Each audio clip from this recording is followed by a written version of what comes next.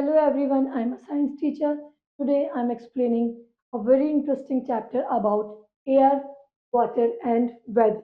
In this chapter, you will learn weather, the sun, and changes in weather, air, water, and impurities in water. पहले आती है हमारे weather यानी हमारे अलग अलग मौसम.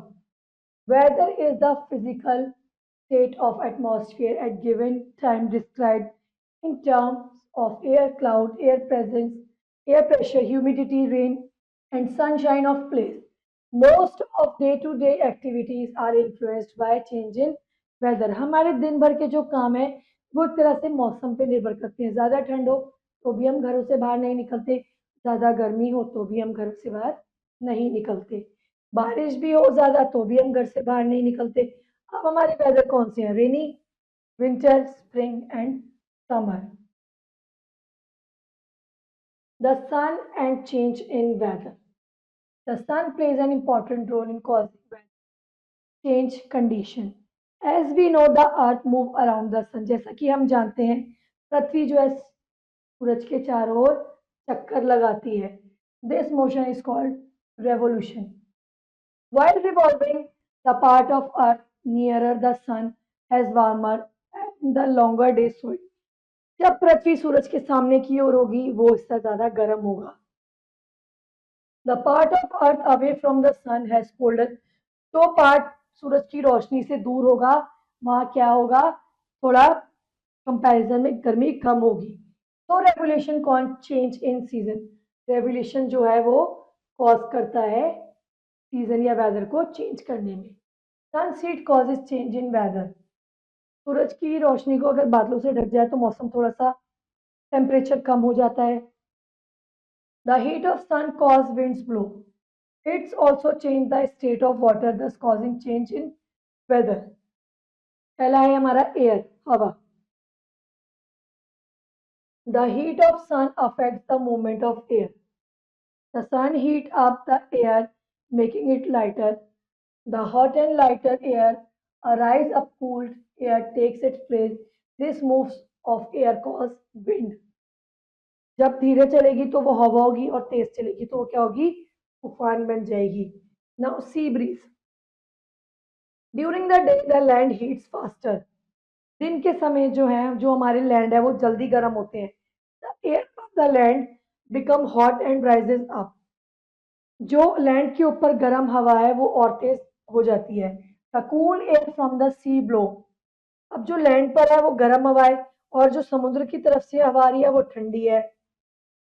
The land to take place of hot is cool air from sea breeze is called sea breeze. यानी जो ठंडी हवा समुद्र की तरफ से आ रही है उसको हम सी ब्रीज बोलेंगे. वही अपोजिट है, जो हवा लैंड की तरफ से आ रही होगी उसको हम क्या बोलेंगे, हमारा land breeze. This cool air is from the land is called land breeze. At the night the land cools down. रात के समय, दिन के समय हो गया हमारा सी ब्रीज. ठंडी हवा कहाँ से आ रही है, सी की तरफ से. वही रात के समय क्या होगा, जो टेम्परेचर है वो ऊपर नीचे हो जाएगा और ठंडी हवा लैंड की तरफ से आएगी जिसे हम बोलेंगे land breeze. The land and sea breeze make the weather pleasant all along the coast. यानी समुद्र किनारे पे जितनी भी जगह होगी वहाँ सी ब्रीज और लैंड ब्रीज मिलके उस जगह को थोड़ा सा प्लेजेंट या सुहावना मौसम बना देती है. अब आता है हमारा water. The sun allow also change the state of water causing humidity and rain. एक मौसम ऐसा होता है ना जब बारिश होती है और जो हमारी स्किन है वो बहुत चिपचिपी हो रही होती है. वो किसकी वजह से होता है, ह्यूमिडिटी की वजह से. The sun's heat changes water into water vapor. The amount of water vapor present in air is called humidity. The amount of water vapor present in air is called humidity. यानी सूरज जो जितना भी पानी भाप बन के उड़ाएगा, बारिश जो होगी, सन निकलेगा, फिर वो भाप बन के उड़ेगा और एटमॉस्फेयर में बहुत सारी वाटर वेपर हो जाएंगी जो कि क्या बनाती है, ह्यूमिडिटी या चिपचिपापन. The tiny droplets of water vapour join from cloud. When the clouds become heavy enough, water vapor transform into a water vapor transform into a water and falls down as rain. It cool area and flow down snow. Let us understand this. Evaporation and the feather. Change of water into water vapour is called evaporation. पानी का भाप में बदलना evaporation कराता है कहलाता है. It takes place at temperature. Higher the temperature faster the evaporation. जितना तेज आप उसको गर्म करेंगे उतनी तेज ज्यादा भाप निकलेगी. Evaporation is the fastest when the water is boiling. भाप उतनी ज्यादा निकलेगी जितना ज्यादा आप उसे बॉईल करेंगे. Air which contains enough water vapor is damp. The rate of evaporation depends on the dampness of air. It is faster when the air is dry. Winds blow away the water vapor and keep the air dry. So evaporation is faster when it is windy. Evaporation is faster. Wind is blowing, surface area is large, air is dry and it is sunny. यानी जिस दिन सूरज होगा. अब आता है हमारा condensation. The change of water vapour into water on cooling. जो हमारी भाप है जो ठंडी हो जाती है उसको हम क्या बोलते हैं? Condensation.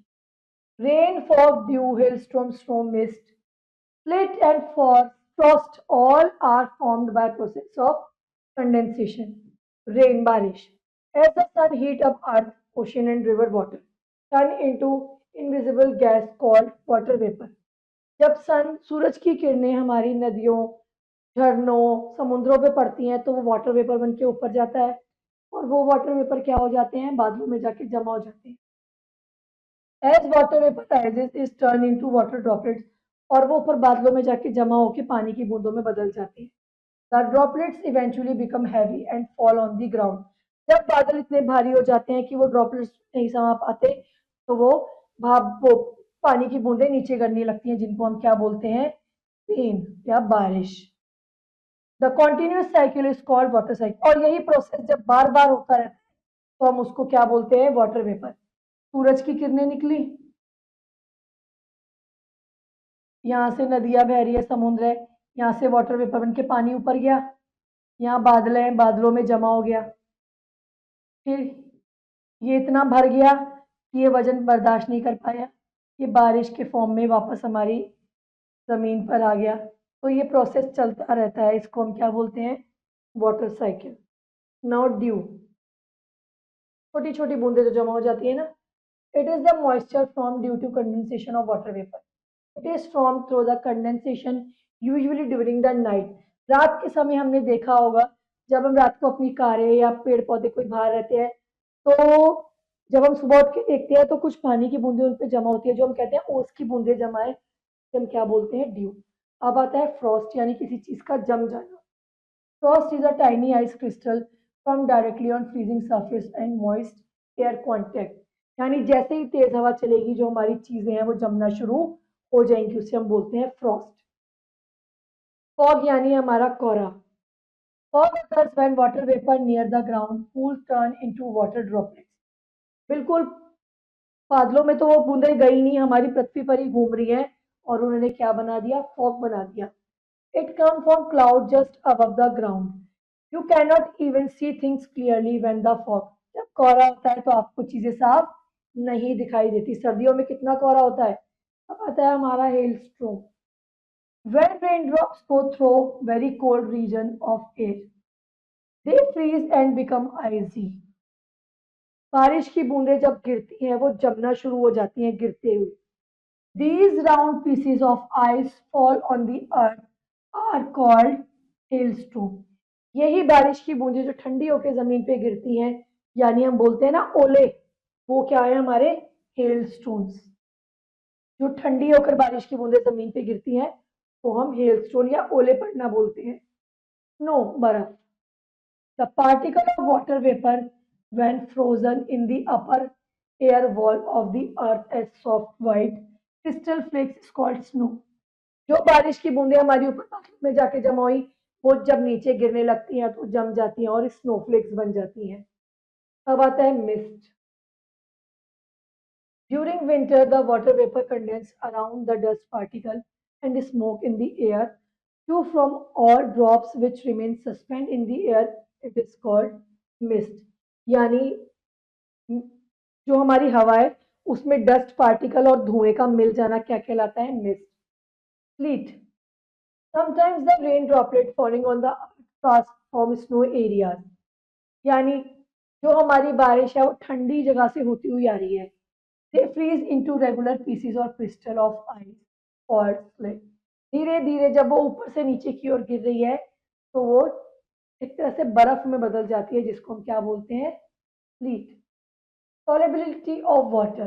Substance can classified into two categories depending on their ability to dissolve in water. कि वो पानी में घुलती है या नहीं. The substance which do not dissolve in water are called insoluble. The substance which do not dissolve in the water are called insoluble. जो चीजें पानी में नहीं घुलती उन्हें हम बोलते हैं insoluble substance. और जो पानी में घुल जाती हैं जैसे स्टोन सैंड चॉक उन्हें हम बोलते हैं soluble. Lime milk sugar salt etcetera water soluble substance, ये वो चीजें हैं जो पानी में आसानी से घुल जाती हैं. Impurities in water. As water is a great need of life, it needs to be kept free from impurities. क्योंकि पानी जो है सबसे ज़्यादा ज़रूरी है, तो हमारा फ़र्ज़ बनता है कि हम इन्हें इम्प्योरिटी डस्ट से, गंदी चीज़ों से दूर रखें. तो there are some common method of purification, पानी को साफ करने की. सबसे पहले sedimentation. The process of settling down the suspend sediments present in water is called sedimentation. यानी आपने पानी लिया, उसको जोर जोर से चम्मच से हिलाया, एक टाइम पे क्या होगा, आप उसे छोड़ देंगे और धीरे धीरे जो इम्प्योरिटी है, जो गंदगी है, वो पानी के नीचे बैठ जाएगी. उसको हम बोलते हैं सेडिमेंटेशन. फिर आता है हमारा decantation. The process of pouring out pure water from a mixture of water insoluble impurities like sand that settle down in the bottom is called decantation. Let us explain method of purification by following steps. Take some muddy water in a bottle. आप एक मिट्टी वाला पानी एक बोतल में लीजिए, उसे अच्छे से हिलाइए. नेक्स्ट डे आप उसको उठा के देखिए, आप अच्छे से पहचान पाएंगे कि top of the mud and dust particle have set, नीचे बैठ जाएंगे. This is first step of water purification. Sedimentation. The pure water is made up of sand undisturbed from some time. जब तक आप उसको मिक्स नहीं करेंगे वापस गंदा नहीं होगा, जो गंदगी है वो नीचे ही बैठी रहेगी. impurities which are heavier than water settle down at the bottom, जो तले पर आके बैठ जाएगी. Now without shaking remove and water laying into a glass beaker. This is second step of purification, decantation. The canted water may not contain insoluble impurities. यानी जो वो गंदगी है वो पानी में घुलने वाली नहीं है, इसीलिए वो तले पे बैठ के अलग हो गई. अब आता है हमारा filtration. The process of purifying water with the help of funnel and filter paper is called filtration. One by one, step by step इसको क्लियर करना. अब आता है वाटर पॉल्यूशन, कैसे होता है पानी गंदा. As rain water comes down it carries with large number of impurities. जब बारिश होती है तो वो अपने साथ काफी सारी इम्प्योरिटीज लाती है. Contamination of water by human activities is called pollution. जो कुछ पानी को गंदा करने का काम है वो ह्यूमन बींग्स भी करते हैं. Dumping of waste industries into water bodies. खुली जगह पर अपनी इंडस्ट्री का वेस्ट डाल देना पानी में. Washing clothes near the river. नदी में कपड़े धोना और नहाना.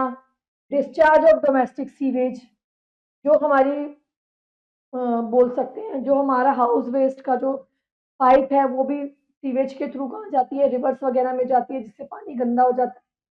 The impurities such as mud, sand and particle waste from factory sewage pollute the water. पानी को गंदा करते हैं. Consumption of polluted water. जब हम उस गंदे पानी को पीते हैं, एनिमल और ऑर्गेनिज्म सबके लिए हार्मफुल होता है. The polluted water body is harm for water plants. वो हमारी बॉडी के लिए भी हार्मफुल होती है और वाटर प्लांट्स के लिए भी. We should always consume clean and pure water. हमें हमेशा साफ पानी पीना चाहिए, उसे बॉयल करके या फिल्टर करके. Now comes to know whether the condition of wind, rain, sunshine, temperature, evaporation process of changing water, condensation, water vapor into water, sedimentation, settling down heavy soluble, decantation, pouring clear liquid without disturbing the settle down soluble substance, soluble impurities, dissolve impurities in water, soluble do not dissolve in water. Now summing up.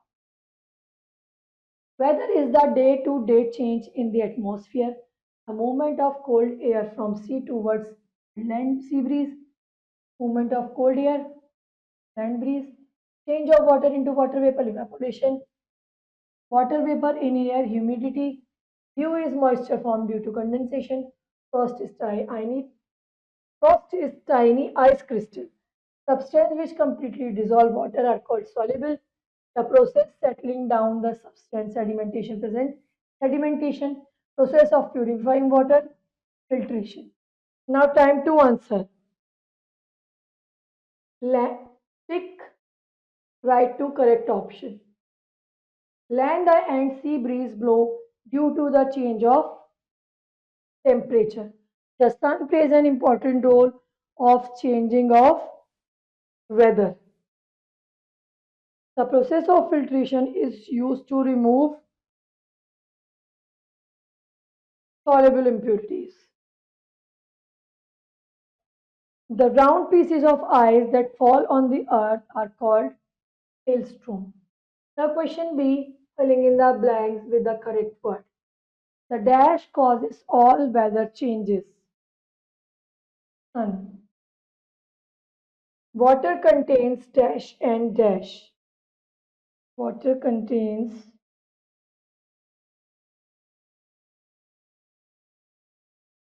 and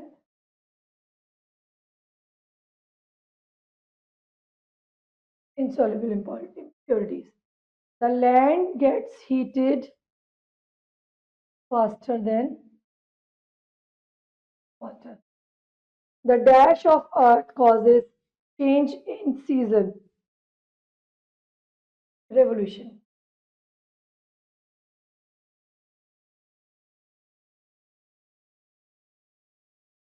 The water evaporates faster when exposed surface is large. Now question C, write T for true and F for false. Humidity is the moisture formed due to condensation of water. True. The heat of sun cannot evaporate water. False. Evening and morning are warmer than noon. False. Evaporation takes place all the time. False. Water contains soluble and insoluble impurities. True. Now question D, match the following. Formation of day and night. 4. Change in season. Revolution. The continuous flow of water in the nature. Water cycle. Insoluble impurities left on the filter paper. Residue. Tiny pearls-like drops seen on the leaves of flower on winter is in morning dew. Now question E, rest of the exercise. Do it yourself. See you in the next video. Till then, bye bye.